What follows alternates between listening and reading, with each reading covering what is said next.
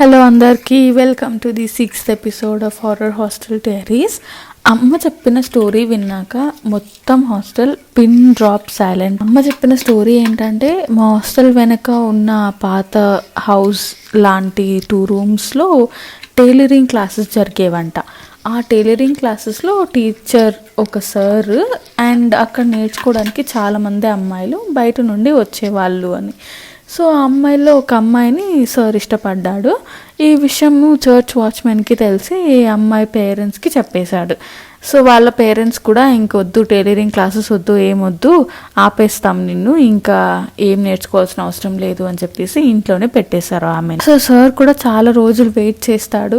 ఇంకా హోప్ లేకపోయినా ఒకరోజు ఆ అమ్మాయిని నైట్లో సీక్రెట్గా క్లాస్కి పిలిపిస్తాడు.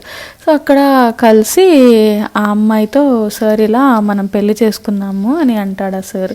సో ఆ అమ్మాయి దానికి కూడా ఏడ్చుకుంటా, మా ఇంట్లో ఒప్పుకోరు, పెళ్లి చేసినా కూడా మన పేరెంట్స్ మనల్ని వెతికి మరీ ఎక్కడున్నా చంపేస్తారు, సో కానీ నేను నిన్ను తప్ప వేరే వాళ్ళని పెళ్లి చేసుకోను అని అంటుంది.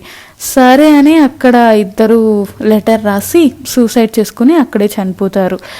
కానీ ఈ స్టోరీ ఇక్కడితో ఎండ్ కాలేదు. ఇక పైన అక్కడ ఇంకో ఘోరమైన విషయం జరుగుతుంది.